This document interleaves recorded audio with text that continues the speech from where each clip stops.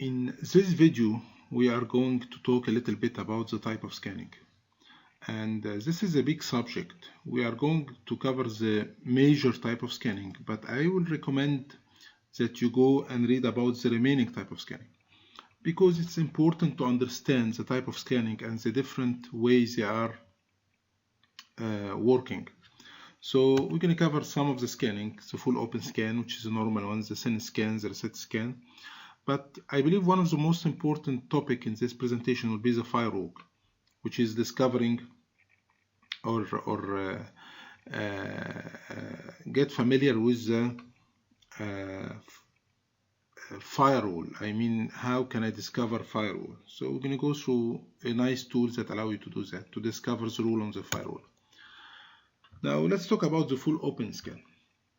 Full open scan, this is actually a regular connection. We went through that before, but I'm going to repeat it for you, which is how two computers connect together, how two computers communicate together. And we explained that when a computer connects to a server or another computer, they do not just communicate and start exchanging information. They start something called the three-way handshake, where the computer will send something called SYN, and the server will reply back with SYN-ACK, and the computer again will reply with the SYN, with an ACK, and then they will start communicating. So it's like a phone call. When you are calling someone and he pick up the phone, you do not just start talking. You first say hello. That means I'm on the line, and he gonna say hello, and this means that I can hear you and I'm also on the line, and then can I speak to Mr. X, and then you can start the communication. Same idea here. So we can use that for scanning. So I can take a port and send to him a SYN, and the port will reply back. Since the port is open, SYN-ACK, and then I'm going to reply ACK, and then I know that this port is open because it established this three-way handshake. So this is called the full open scan, and this is the easiest way. And during this section, I'm going to use some tools that use a full open scan, like SuperScan from a Windows tool, except it's detectable. So if the victim has a firewall or any kind of protection, he can detect that someone keep doing a three-way handshake on all of the port, so it's detectable. Second way, which is the most popular way, is called the SYN scan. So in the SYN scan, or sometimes referred to the half-open scan, your computer will send a SYN to the victim. Now the victim on the specific port, victim will reply back by SYN-ACK, and he's expecting an ACK from your side, but you do not send an ACK. You send a reset. I mean, disconnect me now.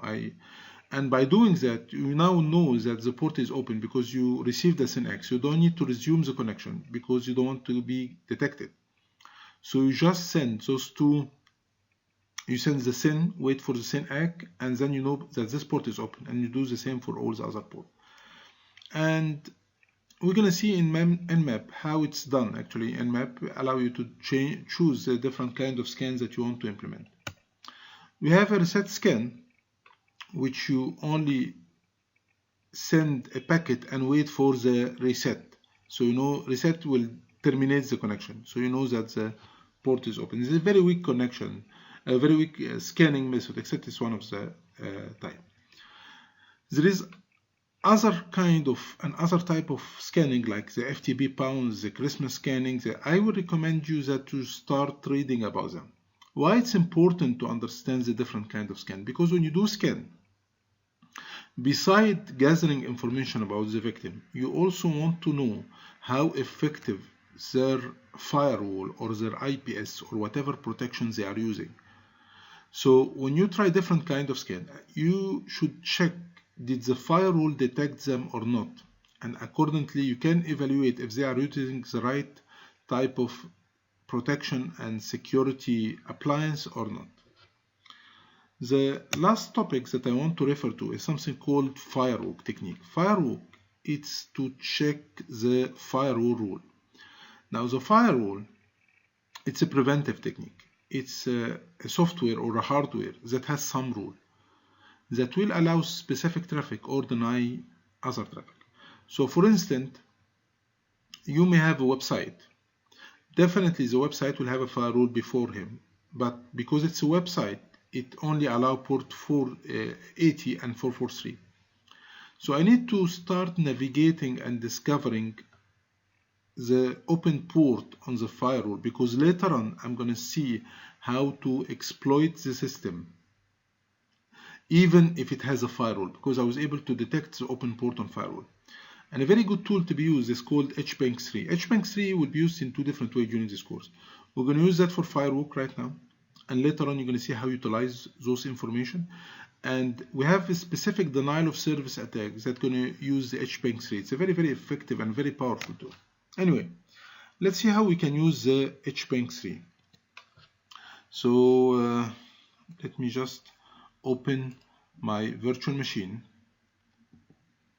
and here you go. I'm going to open a terminal, and we're going to use a command called traceroute. And traceroute, so trace route,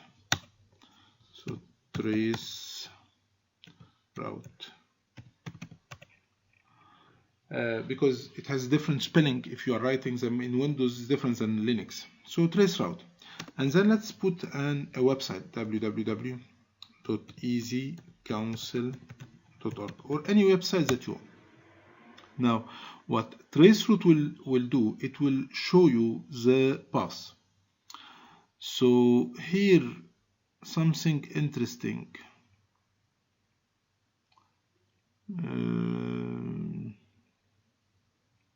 Okay, let's try another website. Okay, let me first try to ping on any website, www.cnn.com.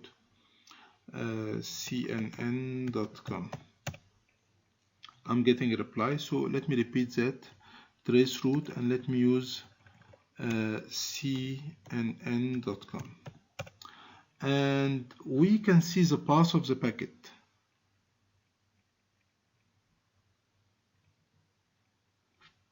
Something is not right. Let me repeat that from my Windows machine.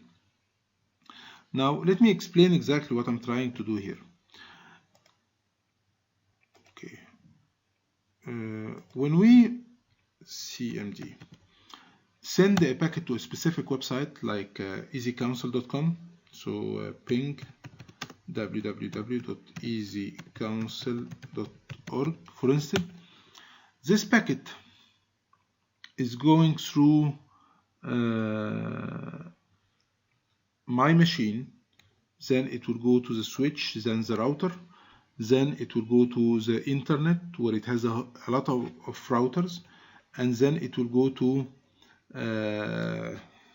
cnn.com. Yeah, excellent.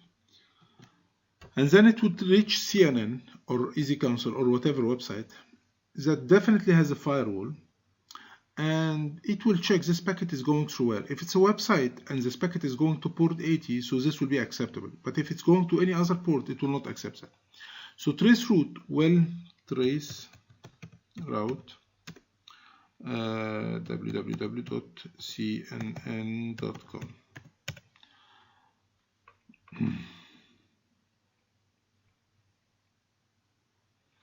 So when we use traceroute, it will start tracing this packet and see where exactly it will be dropped.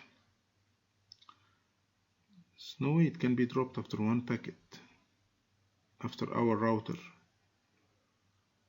Let's wait and see.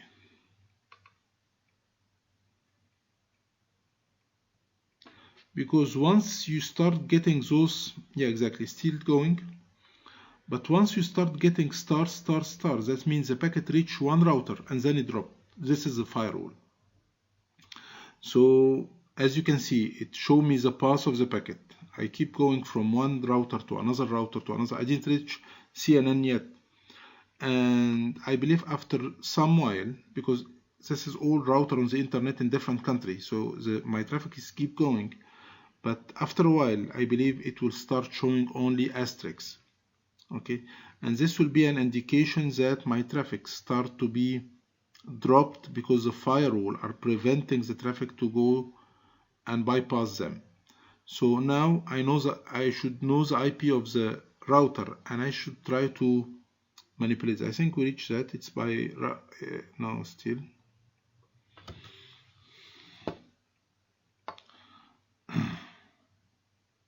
Okay, so I think by router 11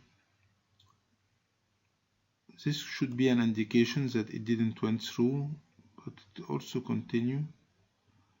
Okay, so let me try the hping command, and let's see how to utilize that. So the command was hping 3 minus scan, and which port I'm checking, then -s and -t, and we're gonna put a number. Okay, so we're gonna clear the screen and type hping